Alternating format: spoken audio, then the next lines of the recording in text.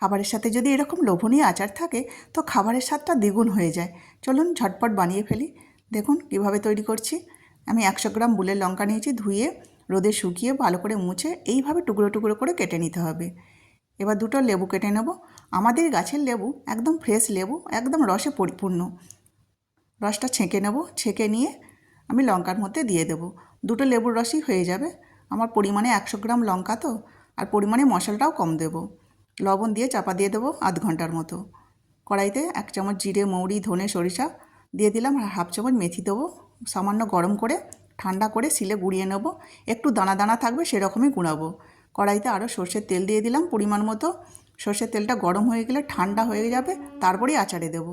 কাশ্মীরি লঙ্কা, হলুদ আর হিং দিয়ে নেড়ে চেড়ে রেখে দেবো। ঠান্ডা হলে তারপরে আচারে দেবো। তো আচারে ভেজে রাখা মশলা, কালো জিরে, গুঁড়ো লঙ্কা আর তেলটা দিয়ে দিলাম। ঠান্ডা হয়ে যাওয়ার পরেই কিন্তু দিলাম।